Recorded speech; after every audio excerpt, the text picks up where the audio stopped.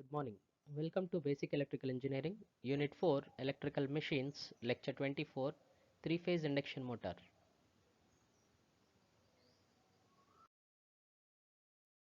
Today's topic is three-phase induction motor, its construction and working principle.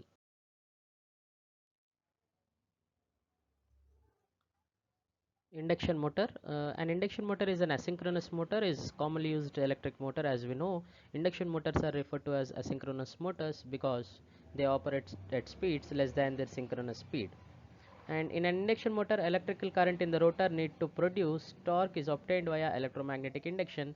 That is, the induction motor works on the principle of electromagnetic induction from the rotating magnetic field of stator winding.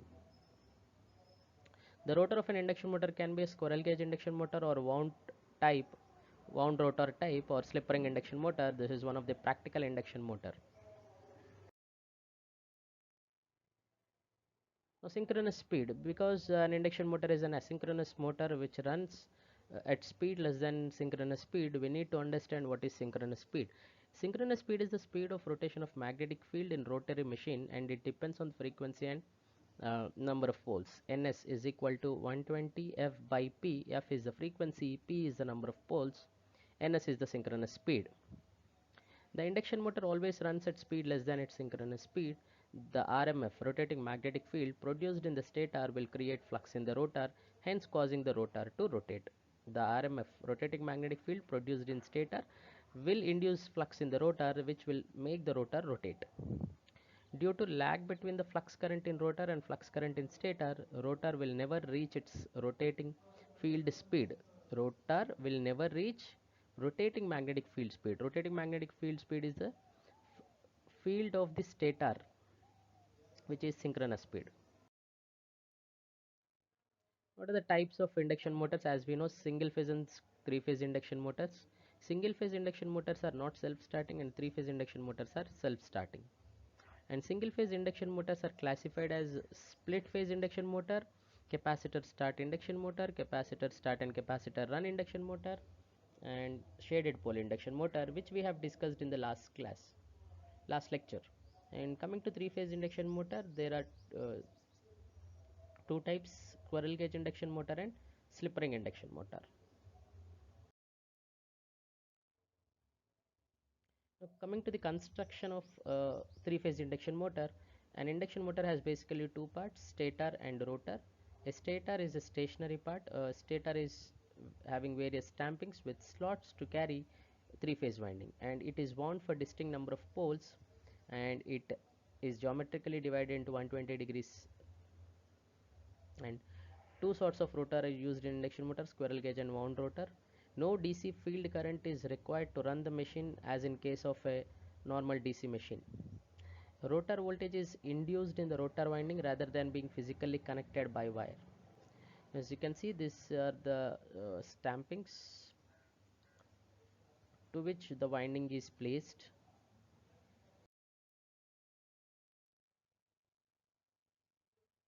Coming to the rotor, rotor is the rotating part of the electromagnetic circuit or the induction machine. The most common type of rotor is squirrel cage rotor, and rotor comprises of cylindrical laminated core with axially placed parallel slots for carrying the conductors, and each slot carries a copper, aluminum or alloy bar.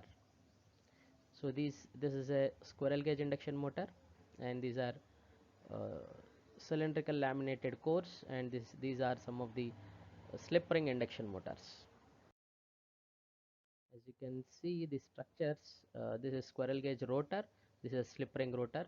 Squirrel gauge rotor has slightly skewed rotor bars and end rings which are short circuited. These are short circuited by end rings, and this is placed inside the stator. And this is the slip ring induction motor, where there is a rotor core on which rotor winding is placed, and there are slip rings and brushes. And this is the general cut view of a three-phase induction motor. You have a frame, and inside it you have a stator core, and you have stator slots to which three-phase stator winding is placed in the stator. You see, this is the stator winding, and you have inside you have rotor core. This is completely rotor core, and these are rotor slots to which there is a rotor winding placed, and this is the shaft. This is the rotor drum. Now this is the sectional view. You can see the lifting bolt, and this is the base support. This is the shaft. These three are common: lifting bolt, base support, and shaft. And this is the stator frame. Inside it you'll have stator core, and you have stator slots, and to which three-phase winding is placed. You can see this. And this is the rotor bars, and this is the rotor end rings, and this is squirrel cage rotor actually. Coming to the working principle of three-phase induction motor, when we give it works on the principle of uh, Faraday's laws of electromagnetic induction, so it's called as an induction motor. When we give supply to stator winding, stator is given a supply, a magnetic field gets produced because every current carrying conductor has some flux around it. So there is a flux produced in the stator due to the flow of current in the coil. This rotor winding is so arranged that each coil becomes short circuited by end rings, and the flux from the stator cuts the short circuited coil in the rotor. As the rotor coils are short circuited, according to the Faraday's laws of electromagnetic induction, current will start flowing through the coil of the rotor. This is nothing but a short circuited secondary winding of a transformer.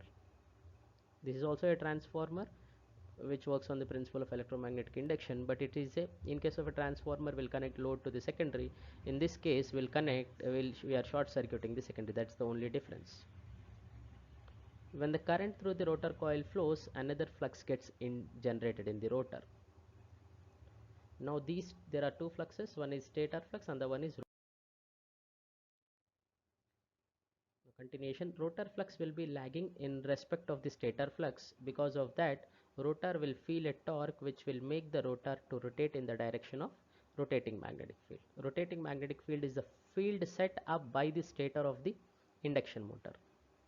This is the working principle of both single and three-phase induction motor. You can see the cut view. You have three-phase supply that is given to the stator, and there is a rotor which is short circuited, and there is air gap, and these are stator windings, these are rotor windings. Now why rotor never runs at synchronous speed? Why induction motor is called as an asynchronous motor? Or these are some of the questions. If the speed of the rotor is equal to the synchronous speed, no relative motion occurs between the rotating magnetic field of stator and the conductors of the rotor. Thus EMF is not induced on the conductor and zero current develops on it. Without current, torque is also not produced. Because of the above mentioned reasons, rotor never rotates at synchronous speed. The speed of the rotor is always less than the speed of the rotating magnetic field, that is speed of the stator. The stator and rotor difference are called speed, or field difference is called as slip. And this is how a three-phase induction motor is called as an asynchronous motor, due to difference between its stator and rotor fields. And what is this slip then? It is the difference between the stator and rotor fields or speed. Slip. The slip is defined as the difference between synchronous speed and the rotor speed. Speed of the rotating magnetic field and speed of the rotating part of the induction motor. So it is given as ns minus nr by ns. You can also use capital N here, capital Ns minus capital Nr by ns. Ns is the synchronous speed or speed of the stator, and Nr is the speed of the rotor. Ns is synchronous speed, Nr is the speed of the rotor. It can also be expressed in terms of percentage as Ns minus Nr by Ns into 100. At other speeds, the rotor frequency is proportional to slip. So Fr is equal to S into F, where Fr is the frequency of the rotor currents. When the stator is stationary, that is Nr is 0. No, so the slip becomes 1 or 100%. Ns minus Nr, Nr will be 0, Ns by Ns will give you 1. When Nr is at synchronous speed, Ns minus Nr will become 0, that is slip will be 0. So the motor never runs at synchronous speed. So slip in the three-phase induction motor from no load to full load is about 0.1 to 3%. That's why induction motors are called as constant speed motors. Rotating magnetic field or RMF. Stator of an electric motor has three-phase winding physically distributed in stator core in such a manner that winding of each phase is separated by 120 degrees in space. The resultant of magnetic fields produced by the currents is not zero. These stator will produce magnetic fields, and each phase will have separate magnetic field set up by it and the resultant of all these three fluxes or the currents that is generated will not be zero, rather it will be a non-zero value rotating in space with respect to time. The magnetic flux produced by the current in each phase can be represented by the equations given below.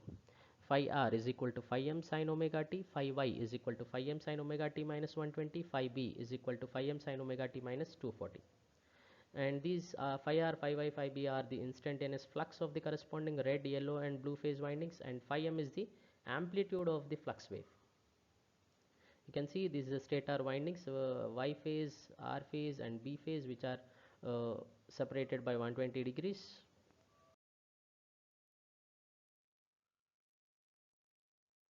Now rotating magnetic field, consider this point 0. We'll consider these three waveforms, three waveforms of a three-phase system: R phase, Y phase, and B phase. Consider point 0. We'll consider 0, 1, 2, 3, 4 points. At each and every instant, we'll find the resultant flux.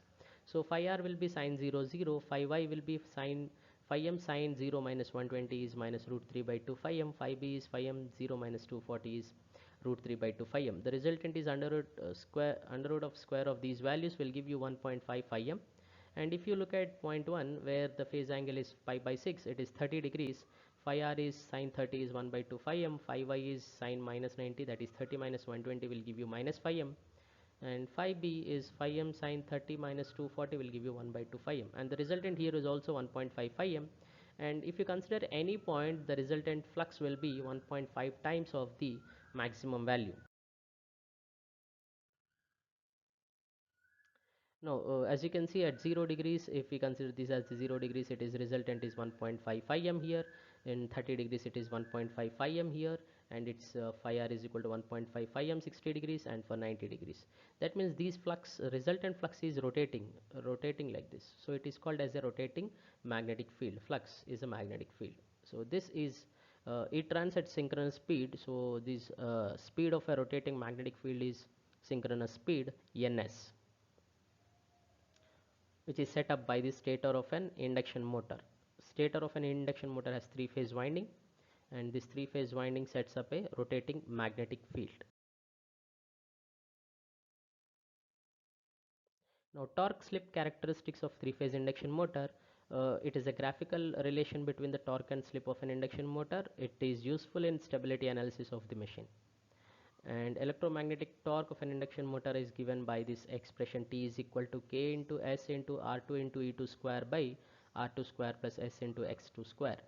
So these R2 and E2, these values are obtained from the equivalent circuit of an induction motor. The variation of electromagnetic torque can be plotted for different values of slip, and thus obtained characteristics are called as torque slip characteristics. So this is based on the variation of the slip and torque with respect to slip. The graph is obtained something like this. In order to understand this, you can split this into three parts. It like slip greater than 1, it is greater than 1, left side is greater than 1, this is slip is equal to 0, and this is less than 0, the less than 0 values. Now when the slip is less than 0, the machine is said to be under generating mode, and when slip is between 0 and 1, it is said to be under motoring mode, and when it is greater than 1, it is braking mode.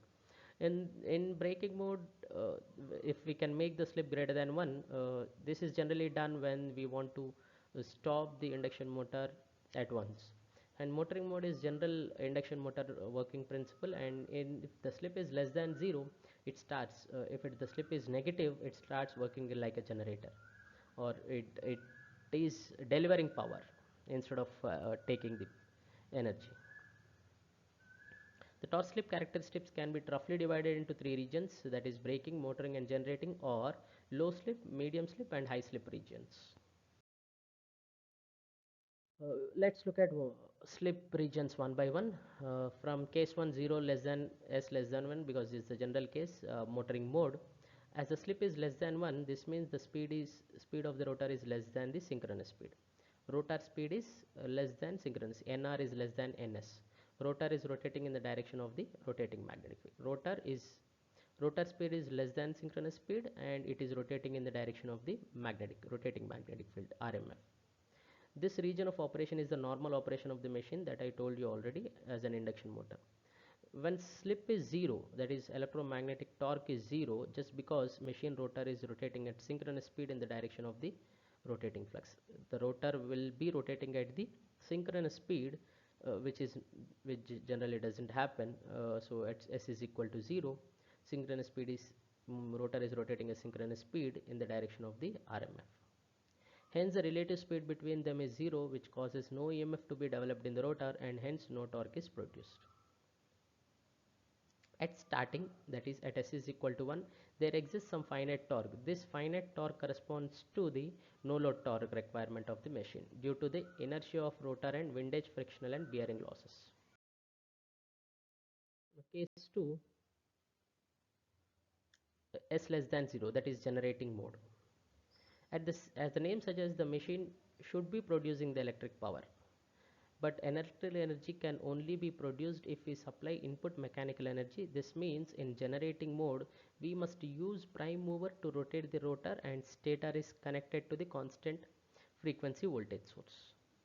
Now if the rotor is rotated at speed more than the synchronous speed, the slip will be negative. If ns minus nr is greater than ns, so slip will be negative. Electromagnetic torque will be negative, which means that the electromagnetic torque is opposing the prime mover torque.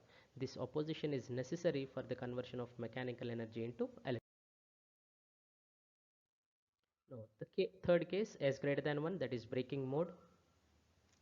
Slip more than 1 means the rotor is revolving opposite to the direction of the rotating magnetic field. This means electromagnetic torque will act in direction opposite to the direction of the rotation of the rotor. That is, torque will be in opposition to the direction of the rotor. But how can we achieve s greater than 1?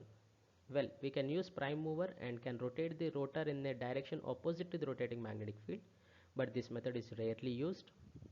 In braking mode, two leads or the polarity of the supply is changed so that the motor starts to rotate in the reverse direction, and as a result, motor stops. In this method of braking is known as plugging. This method is used when it is required to stop the motor within a very short period of time, as I have discussed during uh, the characteristics curve. So the applications of single phase and three phase induction motor. Applications of single phase motor include electrical fans, drilling machines, pumps, grinders, toys, vacuum cleaners, exhaust fans, compressors and electric shavers. This we have already discussed in the previous lecture. And applications of three phase induction motor include small, medium and large scale industries, lifts, cranes, lathe machines, oil extracting mills, robotic arms, conveyor belt system, heavy crushers. This is the end of the lecture 24, basic electrical engineering, on induction motor construction, working principle and torque slip characteristics. Thank you.